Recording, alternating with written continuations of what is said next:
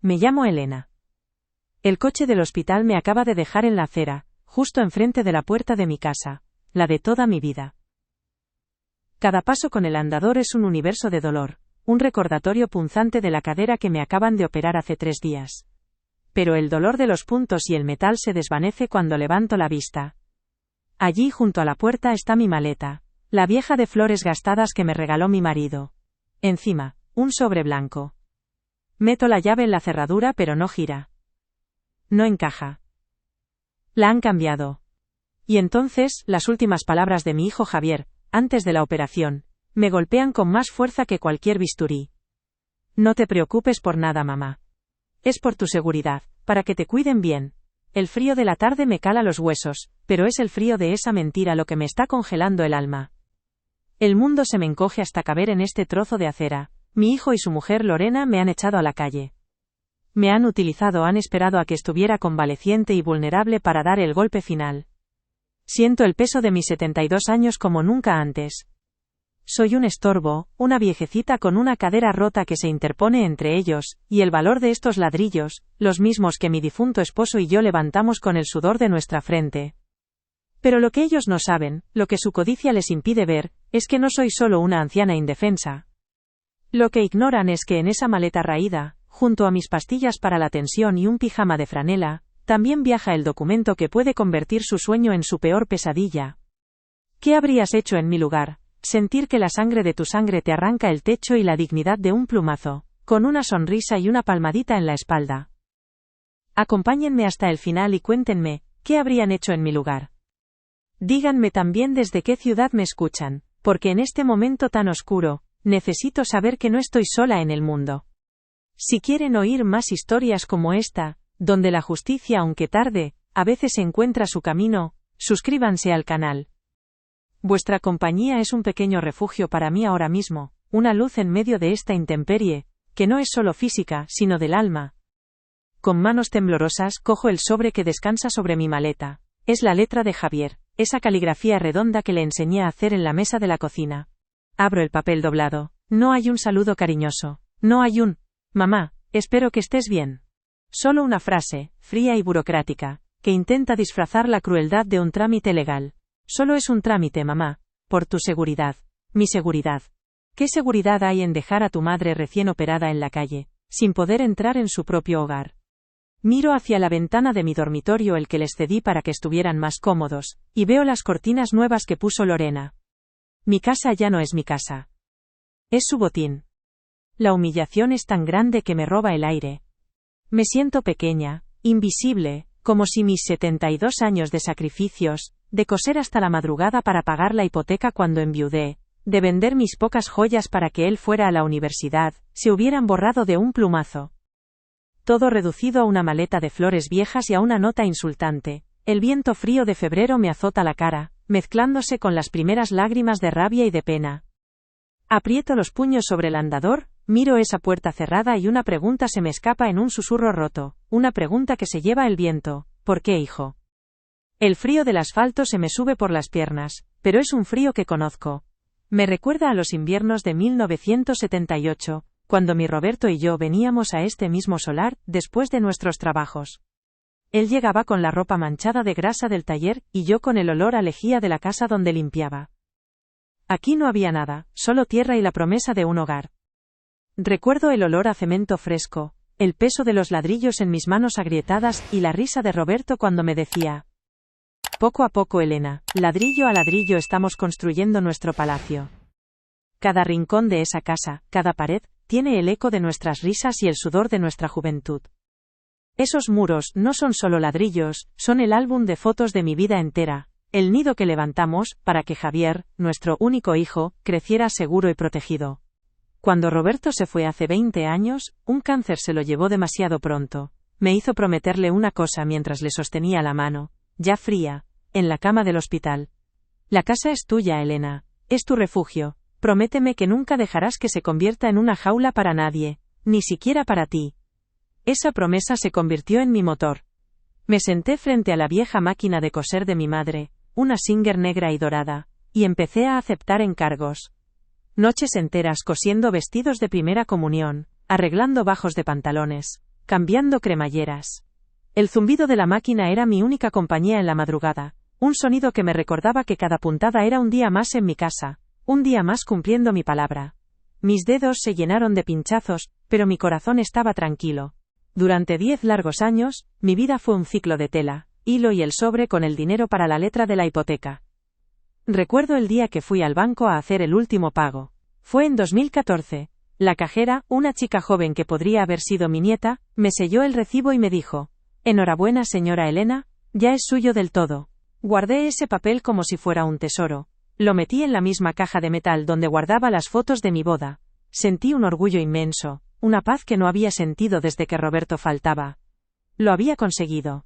Sola, puntada a puntada, había salvado nuestro palacio.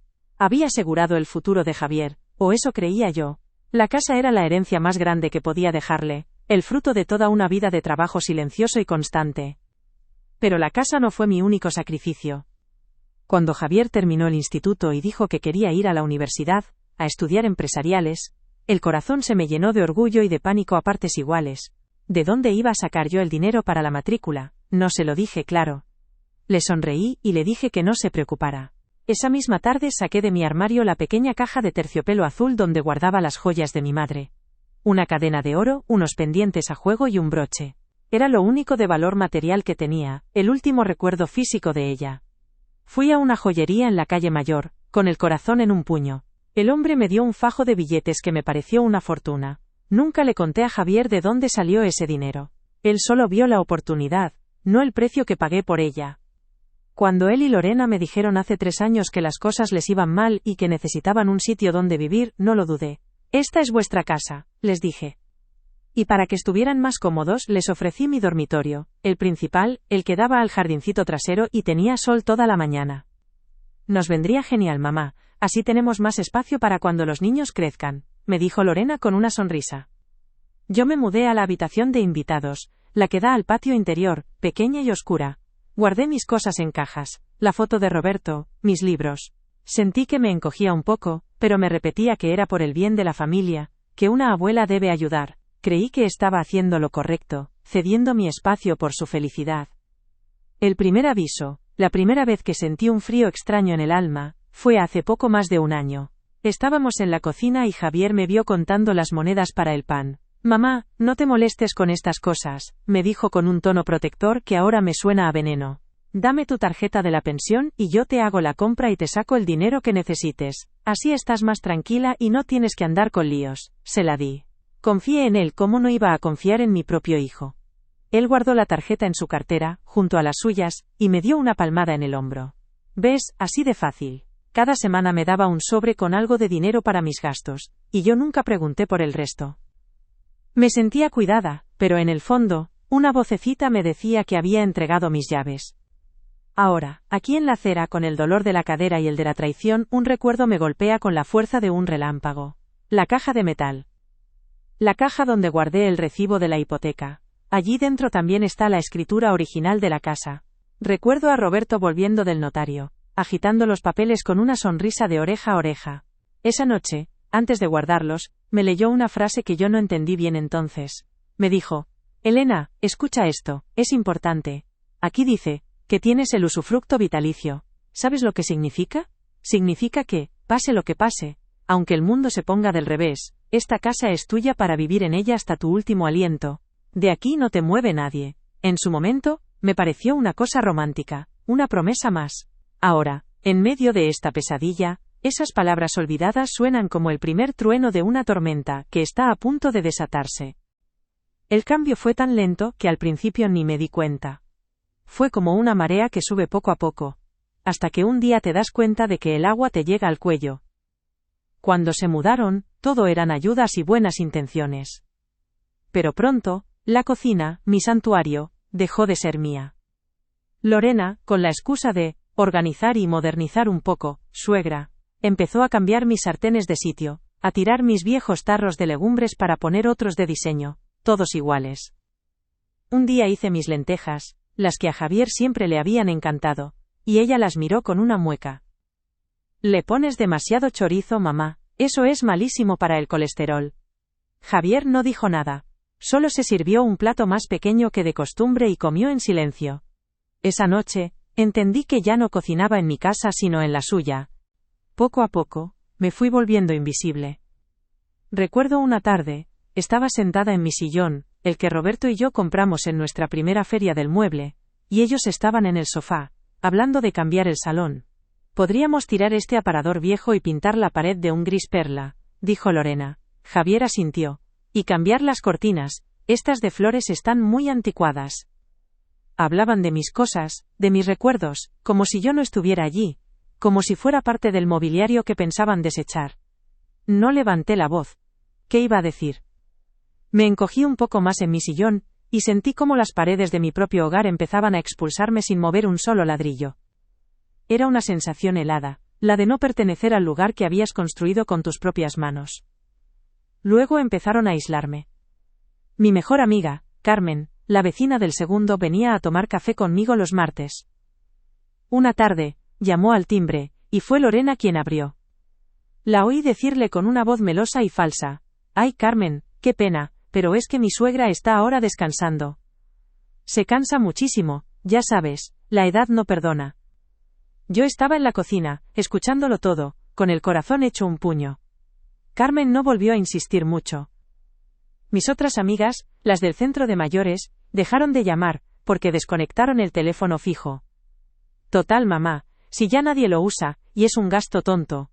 Con el móvil de Javier nos apañamos, me dijeron. Me quitaron las voces de mis amigas, los únicos ecos del mundo exterior que me recordaban quién era yo fuera de aquellas 4 paredes. El control sobre mi dinero fue el siguiente candado que me pusieron.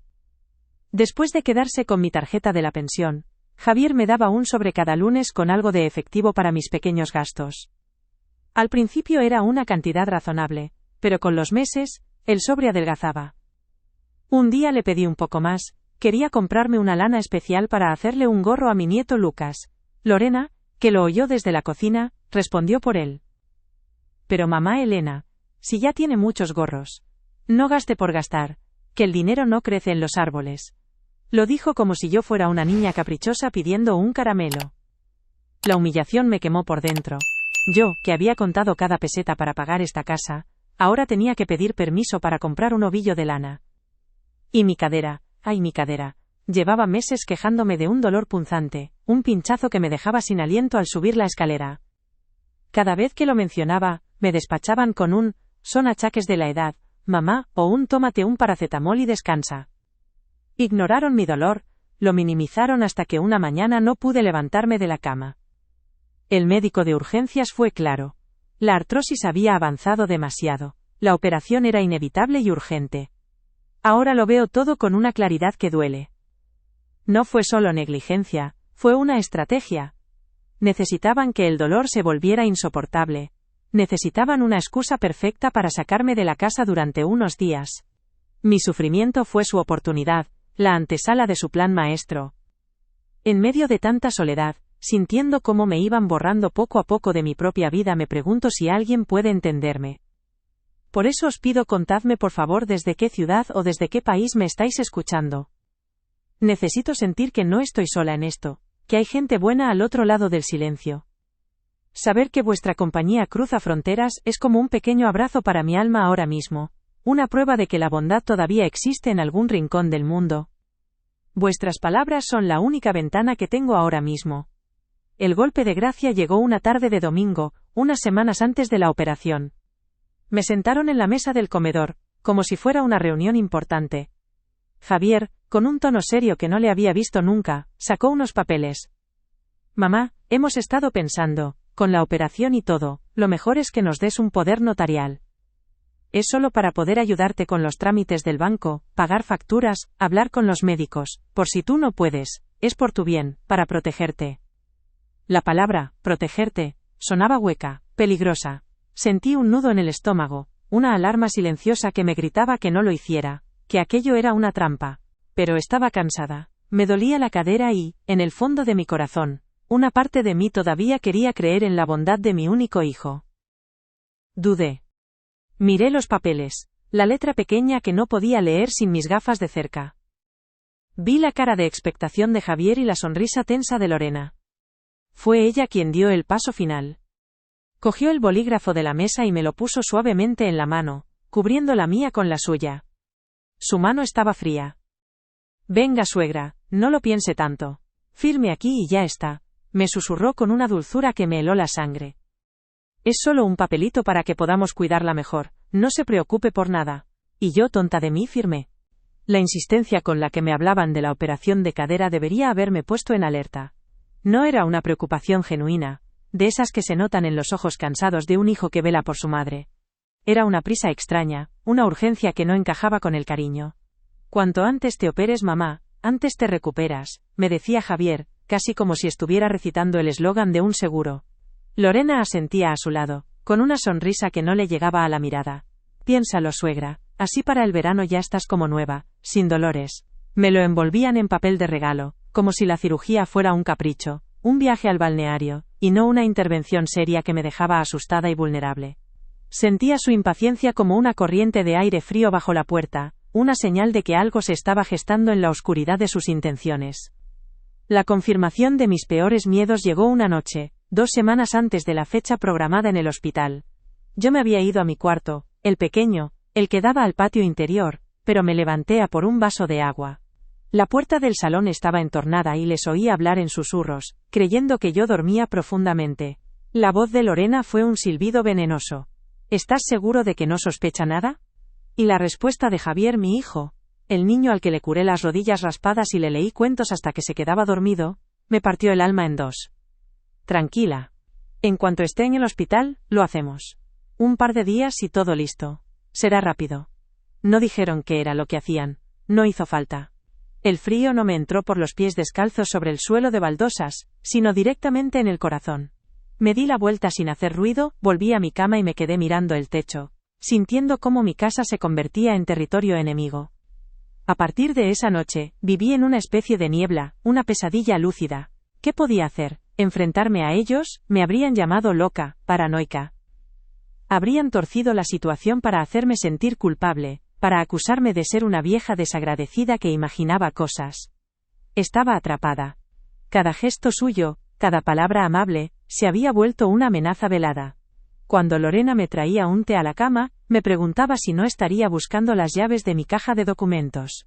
Cuando Javier me preguntaba cómo había dormido, solo oía el eco de su traición. Me sentía prisionera en mi propia historia, una extraña entre mis propios muebles. La casa, que siempre había sido mi refugio, el nido construido por Roberto y por mí, ahora me parecía una jaula cuyas rejas invisibles se estrechaban a mi alrededor día a día. La prueba definitiva, el detalle que aniquiló la última brizna de esperanza, apareció un día antes de mi ingreso.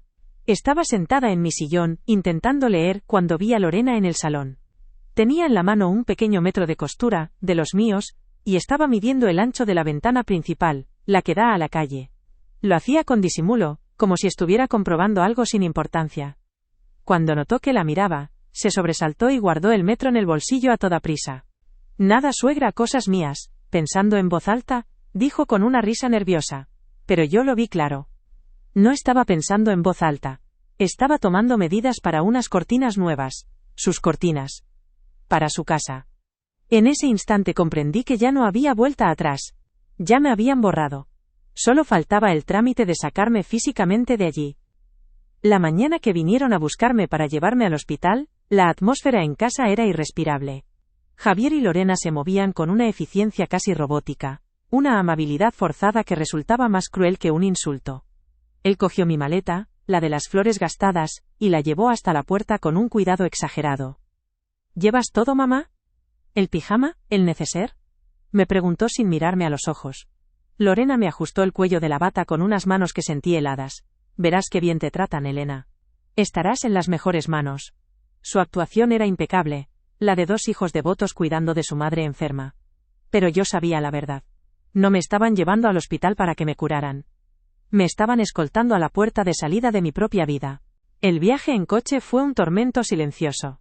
Javier conducía con la vista fija en la carretera, los nudillos blancos sobre el volante. Intentó hablar del tiempo, de un atasco en la M30, cualquier cosa para llenar el vacío que gritaba entre nosotros. Yo no contesté. Me dediqué a mirar por la ventanilla, a grabar en mi memoria las calles de mi barrio, la fachada de la panadería de Manolo, el parque donde había empujado a mis nietos en los columpios. Era una despedida. Cada esquina, cada árbol, me dolía como una herida abierta.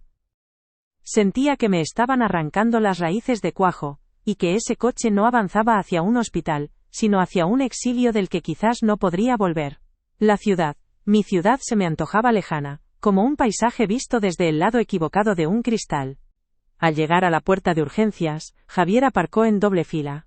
Se bajó y me abrió la puerta con esa misma solicitud fingida. Me ayudó a salir, a apoyarme en el andador, que ya empezaba a ser una extensión de mi cuerpo. Y entonces, justo antes de entregarme a los celadores, me dio una palmadita en la espalda y pronunció las palabras que se me clavarían en la memoria como cuchillos.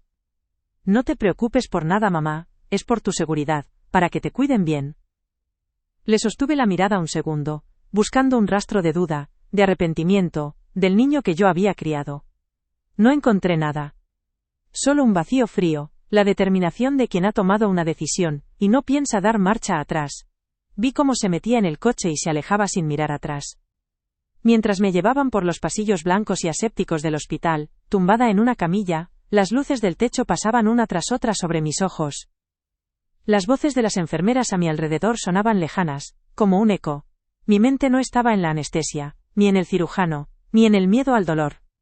Mi mente estaba en la calle Almendros número 14, en la cerradura de la puerta de roble, en la promesa que le hice a Roberto. Mi última oración, antes de que el mundo se volviera negro, no fue para pedir por mi salud. Fue una súplica silenciosa por mi casa. Recé para que sus muros recordaran quién los levantó, para que el suelo se negara a acoger los pasos de los usurpadores. Entré en ese quirófano sabiendo que mi verdadera operación, la más importante, no se iba a librar allí, sino en la acera, frente a mi propia puerta. El mundo se había detenido en ese trozo de acera. El frío, el dolor, la humillación, todo era un torbellino que amenazaba con tragarme entera. Estaba sola, a merced de la noche que empezaba a caer, con la única compañía de mi maleta de flores viejas. Y entonces, como un ancla en medio de la tormenta, oí una voz desde arriba. Elena, Elena, por Dios, ¿qué haces ahí? Era Carmen, mi vecina del segundo, mi amiga desde que nos mudamos al barrio hace casi 50 años. Su cara asomada por la barandilla de su balcón, era un mapa de preocupación y espanto. Verla fue como respirar por primera vez en horas. No estaba sola. Alguien en el mundo todavía me veía. En menos de un minuto la puerta del portal se abrió de golpe y Carmen salió corriendo hacia mí, envuelta en su bata de casa. No hizo preguntas. No necesitaba hacerlas. Vio la maleta, vio mi cara, vio la cerradura nueva, y lo entendió todo con esa sabiduría que solo dan los años y la amistad verdadera. Me rodeó los hombros con un brazo. Vamos para mi casa, ahora mismo. Anda, apóyate en mí, me dijo con una firmeza que no admitía réplica. Me ayudó a levantarme, cogió mi maleta con la otra mano y, paso a paso, me guió hacia el refugio de su hogar. Cada escalón del portal era un suplicio para mi cadera, pero el calor de su brazo era un bálsamo para mi alma rota. Una vez dentro de su piso, que olía a café recién hecho y a la colonia de siempre, me sentó en su sofá y me arropó las piernas con una manta de lana. Se movía por la cocina en un silencio respetuoso, preparándome una tila bien caliente. Yo no podía hablar. Sostenía en mi mano el sobre con la nota de Javier. El papel arrugado era la única prueba tangible de que la pesadilla era real.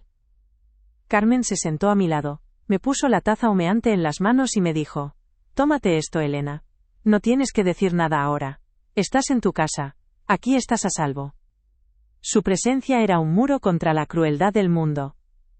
Me sentí protegida por primera vez en mucho, mucho tiempo. Poco a poco, el calor de la tila y la seguridad del piso de Carmen empezaron a disipar la niebla del shock.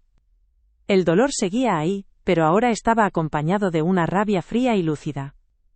Mi mente, que había estado paralizada, empezó a funcionar de nuevo, a buscar un clavo ardiendo al que agarrarme. «Carmen», dije con una voz que sonó ronca y extraña.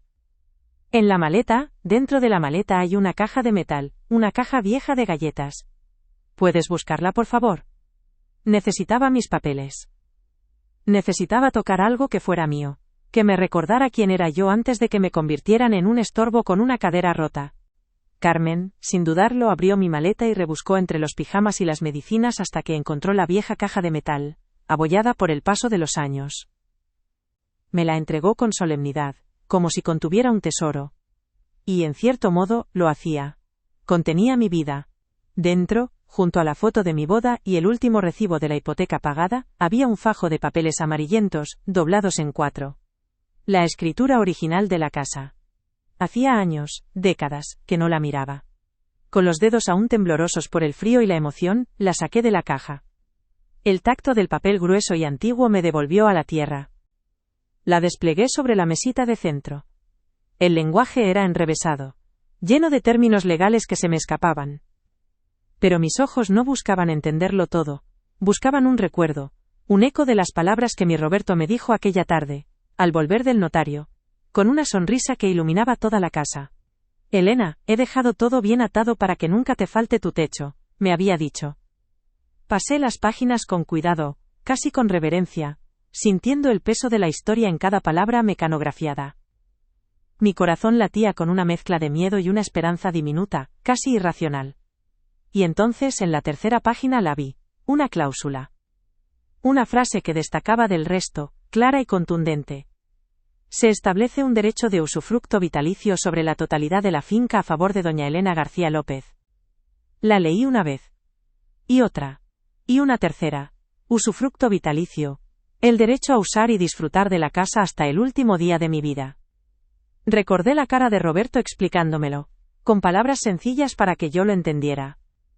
Esto significa que, aunque la casa fuera de otra persona en los papeles, de aquí no te mueve nadie hasta que tú lo decidas. Nadie, Elena. Es tu castillo.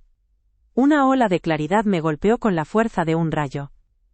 Javier y Lorena, en su codicia ciega, se habían fiado del poder notarial que me hicieron firmar, un documento que les permitía gestionar mis cosas pero no anular mis derechos fundamentales. Nunca se molestaron en revisar la escritura original, el documento madre de todo. Dieron por sentado que yo era solo una viejecita ignorante, y que la casa era un simple activo en un registro. Subestimaron el amor y la previsión de mi marido. Habían construido su plan sobre un castillo de naipes, y yo acababa de encontrar el soplo de aire que lo derribaría todo. El temblor de mis manos se detuvo. Las lágrimas de pena se secaron y en su lugar sentí nacer una fuerza que no sabía que poseía. Una serenidad de hierro. Miré la foto de Roberto que guardaba en la caja, su sonrisa joven y llena de vida. No se trataba solo de recuperar unos ladrillos. Se trataba de honrar su memoria, de cumplir la promesa que le hice en su lecho de muerte. La promesa de que nuestro hogar siempre sería un refugio, nunca una jaula. El miedo se había disuelto, reemplazado por una determinación inquebrantable. Ya no era una víctima. Era una luchadora. Levanté la vista y miré a Carmen, que me observaba con una mezcla de asombro y admiración. Doblé la escritura con cuidado, como si fuera el mapa de mi victoria, y la puse sobre la mesa. Mi voz, cuando hable con acento agudo, sonó firme, clara, como la de la Elena de hace 30 años. Carmen, mañana a primera hora necesito encontrar un abogado. No importa lo que cueste. Mis manos ya no temblaban de debilidad, sino de una impaciencia contenida. Mi querido Roberto, desde donde estuviera, me acababa de entregar el arma que necesitaba para recuperar no solo mi casa, sino mi dignidad. La guerra acababa de empezar. A la mañana siguiente el dolor de la cadera era un fuego sordo, pero la rabia era un motor mucho más potente. Carmen, mi ángel de la guarda, me preparó un café con leche bien cargado y se sentó a mi lado con la guía telefónica. Aquí tiene que haber algo, Elena. Un servicio para gente como nosotras, que no nos tomen por tontas. Su dedo, arrugado por los años, recorrió las páginas hasta que se detuvo en un pequeño anuncio. Asesoría jurídica gratuita para la tercera edad. Sentí un nudo en la garganta. Coger el teléfono y marcar ese número fue el primer paso para salir del pozo. La voz al otro lado fue amable. Me escuchó sin prisas y me dio una cita para esa misma tarde con una abogada llamada Sofía. Por primera vez en días, sentí que no estaba cayendo, sino que empezaba a escalar. El despacho de Sofía no era grande ni lujoso, estaba en un entresuelo de la calle Atocha, pero olía a libros y a justicia. Ella era una chica joven, de unos 30 años, con una mirada que era a la vez dulce y afilada como un bisturí. Me senté frente a ella, con Carmen a mi lado dándome fuerzas, y le conté todo. Saqué de mi bolso la nota arrugada de Javier y la escritura de la casa. Mientras hablaba, Sofía no me interrumpía, solo asentía, y sus ojos se iban endureciendo. Cuando terminé, cogió la escritura y leyó la cláusula del usufructo. Una pequeña sonrisa, casi imperceptible, se dibujó en sus labios. Doña Elena, me dijo con una calma que me contagió, no se preocupe, vamos a recuperar su casa y su vida. Y lo vamos a hacer paso a paso, con la ley en la mano. El primer paso es, ir ahora mismo a una notaría. El trayecto fue una odisea. Cada bordillo de la acera era una montaña para mi andador y el dolor me mordía con cada paso. Al llegar a la notaría, un edificio imponente que me hizo sentir aún más pequeña, nos enfrentamos al primer muro. El oficial de la entrada nos dijo que necesitábamos cita previa. Sofía, con una firmeza que me asombró, le explicó la urgencia de la situación. Conseguimos pasar, pero entonces llegó el segundo obstáculo. El notario, un hombre serio con gafas de montura dorada, me pidió mi DNI, para la revocación del poder. El corazón se me paró. Mi cartera con toda mi documentación, se había quedado en la mesilla de noche de mi cuarto, en mi casa. Un sudor frío me recorrió la espalda. Por un instante, sentí que todo se venía abajo por un estúpido trozo de plástico. Sofía, sin embargo, no se inmutó. Su DNI está dentro de la vivienda a la que su propio hijo le ha negado el acceso, señor notario. Argumentó con una lógica aplastante. Pero tenemos la escritura original, su pasaporte antiguo y el libro de familia. Y sobre todo, la tenemos a ella, a doña Elena en persona, manifestando su voluntad inequívoca de revocar un poder que se obtuvo mediante engaño. Hubo un silencio tenso. El notario la miró, luego a mí, y pareció ver más allá de la viejecita asustada con un andador. Asintió lentamente. Procedamos, dijo. Sentí que acabábamos de ganar la primera batalla, una pequeña escaramuza en una guerra que apenas comenzaba. La burocracia por una vez, se había puesto de mi lado. Firmar aquel papel fue como deshacer un hechizo. La mano no me tembló. Cada trazo de mi nombre sobre el documento de revocación, era un acto de reafirmación. Un grito silencioso que decía, sigo aquí, soy yo quien manda sobre mi vida. El notario estampó su sello con un golpe seco, un sonido que retumbó en la sala como un martillo de juez. Fue el sonido más hermoso que había escuchado en mucho tiempo. Sofía me sonrió y guardó la copia sellada en su maletín. Siguiente parada, su banco, me dijo. Al salir a la calle, el aire de Madrid me pareció más limpio, más respirable.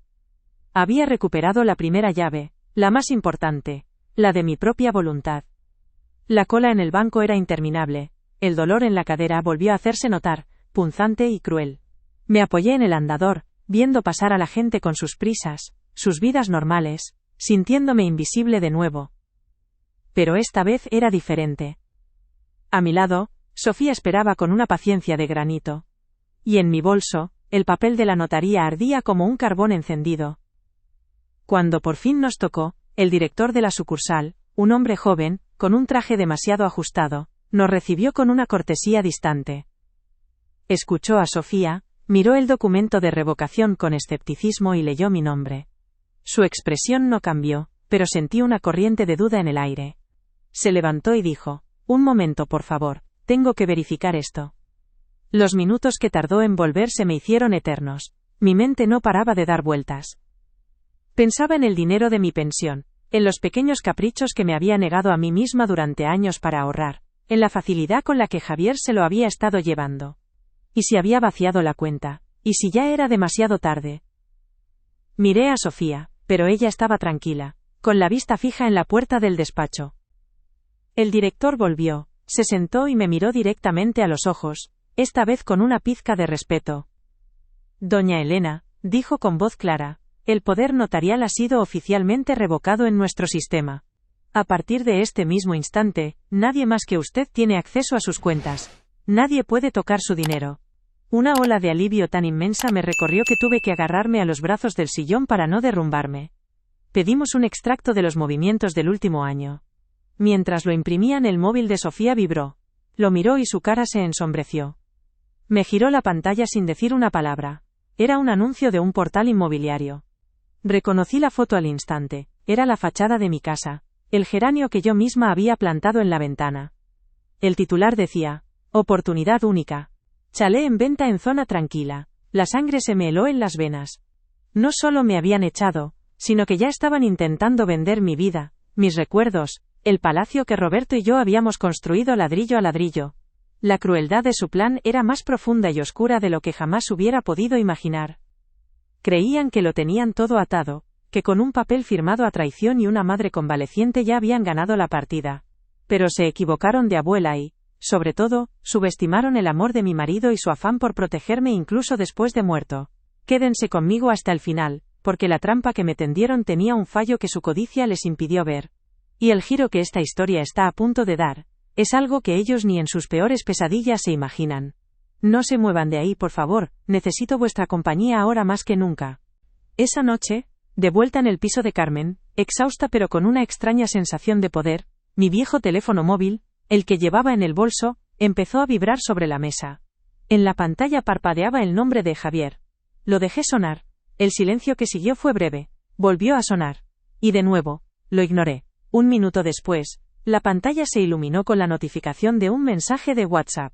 No necesité abrirlo para leer el principio. Mamá, la tarjeta no funciona en el supermercado. ¿Pasa algo? Me quedé mirando esas palabras. No sentí nada. Solo un vacío inmenso y una certeza absoluta.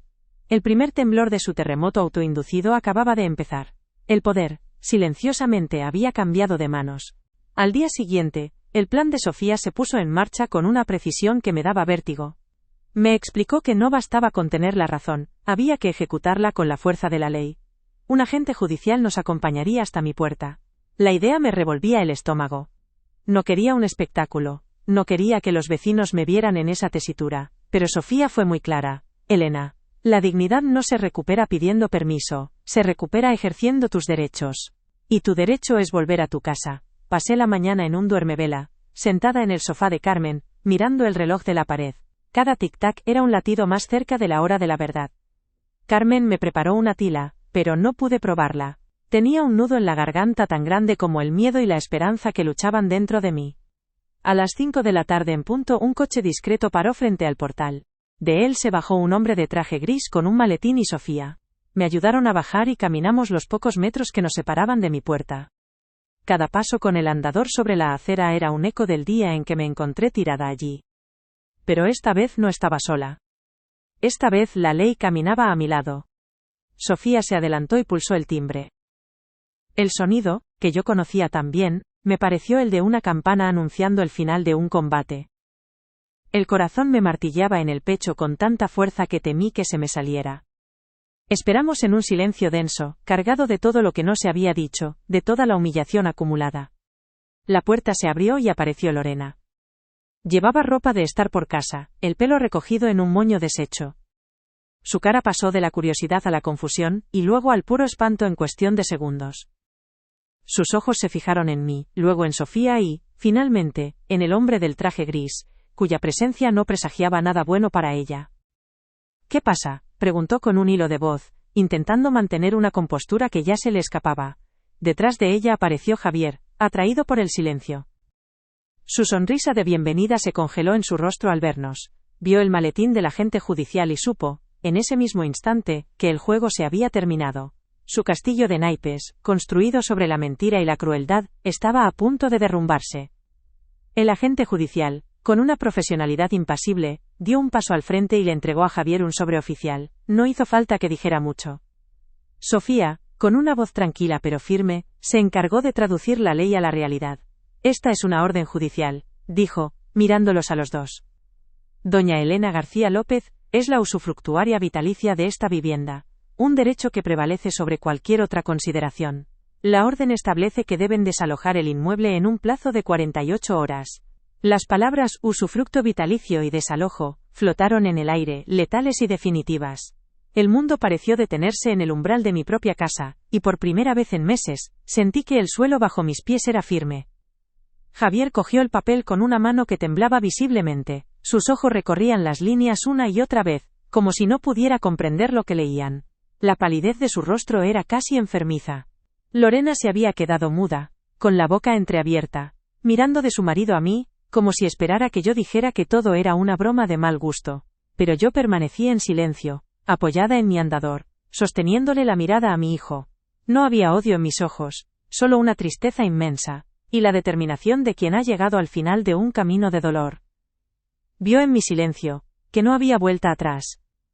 La justicia no siempre grita, a veces es solo un papel sellado, y la mirada firme de una madre a la que le robaron todo menos la dignidad.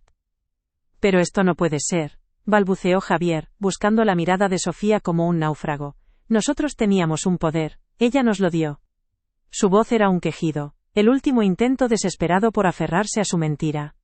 Sofía ni siquiera parpadeó.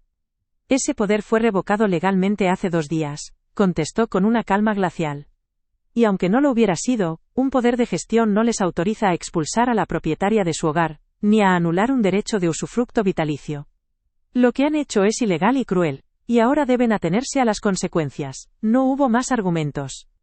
La verdad era tan sólida y pesada como la puerta de roble que pronto tendrían que cruzar por última vez. Mientras los veía allí, derrotados y expuestos en su propia miseria moral, una pregunta me asaltó el alma. No sentí alegría, solo el peso de una victoria amarga. Y es una pregunta que os hago a vosotros que me habéis acompañado hasta aquí. Llegados a este punto, ¿qué habríais hecho en mi lugar? ¿Hay perdón posible para una traición así, sobre todo cuando hay nietos de por medio? Contadme en los comentarios, por favor, necesito leer vuestras opiniones, necesito saber que no estoy sola en este laberinto de sentimientos. Vuestras palabras son un faro para mí. No entré en la casa en ese momento. No era necesario. Me di la vuelta lentamente, apoyándome en mi andador y en la presencia silenciosa de Sofía. Carmen me esperaba a unos metros, con los ojos llenos de lágrimas de alivio.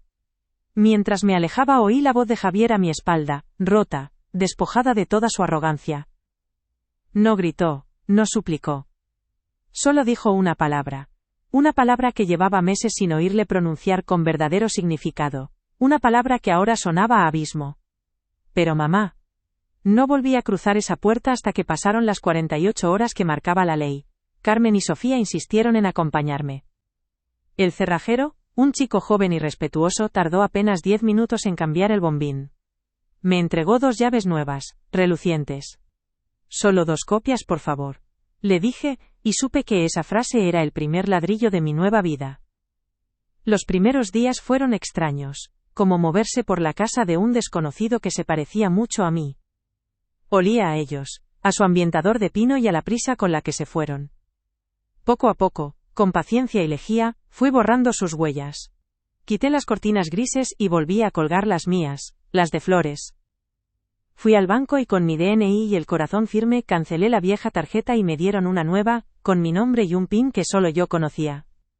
Cada pequeño acto era una puntada, una forma de coser de nuevo el desgarro que me habían hecho.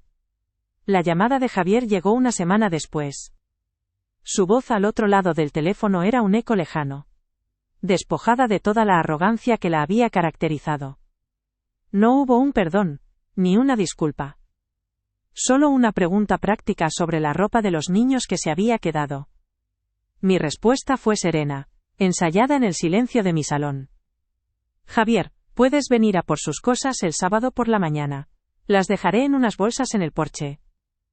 A partir de ahora, nuestra comunicación será exclusivamente sobre tus hijos. Podrás traerlos a casa los martes y los jueves, de 5 a 7 de la tarde. Los esperarás aquí, en la puerta, y los recogerás a la hora en punto. No entrarás, esas son mis condiciones. Hubo un largo silencio al otro lado, y luego un, está bien, casi inaudible. Colgué el teléfono y no sentí ni triunfo ni pena. Solo la calma de quien ha puesto un muro necesario para poder seguir respirando. El primer martes, a las 5 en punto sonó el timbre. El corazón me dio un vuelco, una mezcla de alegría y una tristeza profunda que sé que nunca me abandonará del todo. Abrí la puerta y allí estaban, mis 2 soles, Lucas y Valentina. Corrieron a abrazarme las piernas con esa fuerza inocente que cura todas las heridas. Les di un beso en la cabeza y levanté la vista. Javier estaba en la acera, con las manos en los bolsillos, la mirada perdida en el suelo. No nos dijimos nada, solo un leve asentimiento de cabeza. Cerré la puerta, y por 2 horas, mi casa volvió a ser un hogar.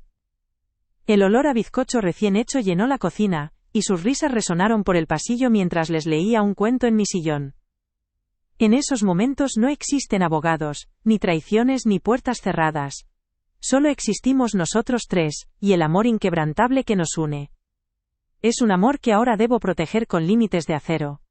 Historias como la mía, por desgracia hay muchas, escondidas tras las persianas de cualquier calle. Si mi voz y mi lucha os han hecho compañía, os pido con todo mi corazón que os suscribáis al canal. Así, ninguna de nosotras volverá a sentirse sola en la oscuridad. Vuestra comunidad es un refugio. Por eso, os quiero dejar aquí otra historia, la de una mujer que, como yo, encontró la fuerza para decir basta. Esa tarde, después de que los niños se fueran, caminé hasta el aparador. Cogí la foto de Roberto, la limpié con cuidado y la puse de nuevo en su sitio. Luego, destapé mi vieja máquina de coser, mi Singer, y pasé la mano por su superficie fría y familiar. La casa estaba en silencio, bañada por la luz anaranjada del atardecer. La puerta de mi casa ya estaba cerrada. Esta vez, por dentro.